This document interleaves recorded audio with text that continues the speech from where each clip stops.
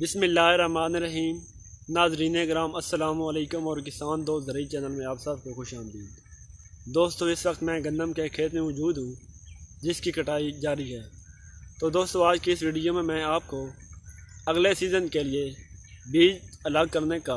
और बीज को महफूज करने का एक तरीके के बारे में बताने जा रहा हूँ कि किस तरह आप अपने ही खेत से अगले सीज़न के लिए अच्छा बीज का इंतखाब करके महफूज कर सकते हैं और इस तरह आप एक्स्ट्रा खर्चे से बच सकते हैं। तो दोस्तों, मैंने अक्सर जगह पे देखा है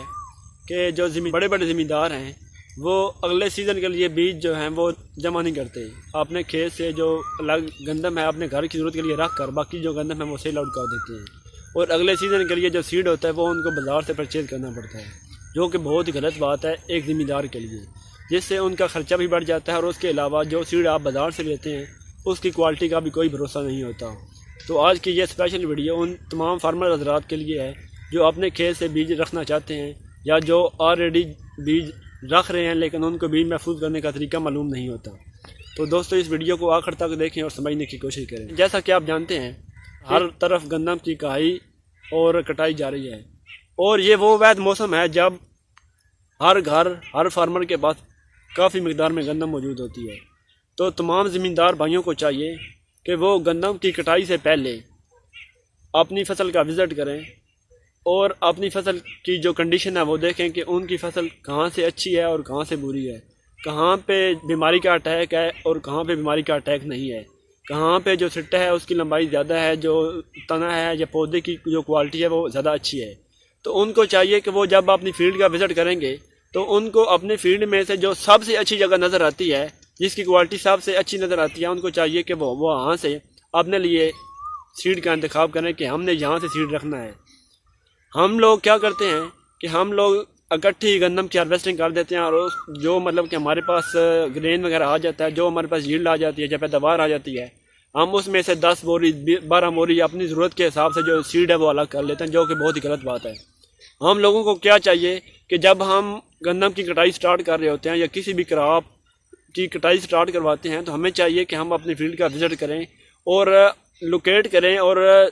मतलब कि ऑब्ज़र्व करें कि हमारी जो फील्ड है वो सबसे अच्छी जो उसकी क्रॉप है या ग्रोथ है वो कहाँ पे है, वो कहाँ से अच्छी यील्ड दे रही है। तो वो एरिया हमको मुंतखब कर लें और उसकी जो हार्वेस्टिंग है वो अलग से करें और उसकी हार्वेस्टिंग करके उसको हम अच्छे जो बैग हैं, पॉलीथीन बैग कह रहा हूँ, जो अच्छे गट्टू वगैरह होते हैं, पॉलीथीन बैग में पैक करके, गट्टुओं में पैक करके और उसके अलावा उसमें जो जिंक फास्फाइड वगैरह हैं या इस तरह की जो भी गोलियां हैं वो रख कर उसको आप स्टोर कर सकते हैं। तो दोस्तों, इस तरह आप जो अपने नेक्स्ट सीज़न के लिए गंदम का जो स्टॉक है उसमें से जो अपना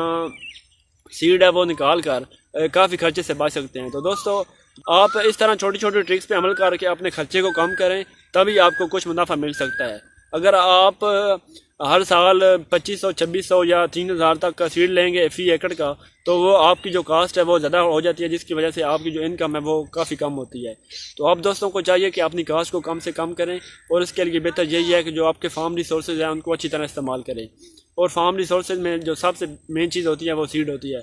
यही मैं आपको बताने जा रहा हूँ कि आप किस तरह अच्छी क्वालिटी का सीड पैदा कर सकते हैं और उसको स्टोर कर सकते हैं। तो दोस्तों, अपने खेत का अच्छी तरह मुशाहिदा करना है। आपने एक ऐसी जगह का इंतज़ाम करना है जहाँ पे आपकी जो गंदम की क्वालिटी है वो बहुत बेहतर है और जिस पे बीमारी का अटैक कम से कम है, जहाँ पे जड़ी बूटियाँ कम से कम हैं और उसके अलावा जहाँ पे गंदम के सिट्टे की लंबाई और जो गंदम की हार्वेस्टिंग है वो बिल्कुल बेहतरीन होनी चाहिए। तो आपने क्या करना है, उस जगह का इंतखाब करने के बाद गंदम की कटाई कर लेनी है। गंदम की कटाई करने के बाद उसकी जो दाने हैं या जो सीड है वो अलग कर लेना है और उसको अलग से स्टोर में रख लेना है और उसको मार कर लेना है, ताकि वो जो दाने हैं या वो जो सीड है वो आपके खाने वाले दानों में इस्तेमाल ना हो और ना ही आप उसको बेच सकें। तो दोस्तों, इस तरह आप अपने खेत से अगले सीज़न के लिए अच्छी क्वालिटी का सीड पैदा कर सकते हैं। और उसके अलावा अगर इस वक्त आपके पास कोई अच्छी वैरायटी मौजूद नहीं है तो आपने क्या करना है कि जो आपका साथी ज़मींदार है या जो आपका नेबर में जो भी फार्मर हज़रात मौजूद हैं, आपने उनके साथ तावन करना है। अगर जो आपके पास इस वक्त जो वैरायटी जो आपने लगाई हुई अगर उसकी पैदावार अच्छी नहीं आ रही तो आप क्या करें, आपका जो साथ वाला फार्मर है, जो आपका मतलब कि नेबर फार्मर है, आप उसके पास जाएं, आप उसको अभी क्योंकि गंदम सस्ती है, आप 1400-1500 में आपको 1 मन मिल जाएगा। तो उसकी जो अच्छी फसल है उसमें से आप 2 से 3 मन लेकर सीड रख सकते हैं। अगर अभी आप ये सीड नहीं लेंगे और साल के एंड पे जब आपको बिजाई का टाइम आएगा तब आप उस फार्मर को जाके कहेंगे कि मुझे सीड चाहिए, मुझे सीड दें, तो वो फार्मर आपको महंगा सीड देगा 2500-2600 में। तो इसलिए आप दोस्तों को चाहिए कि वो अभी से उस फार्मर से के पास जाकर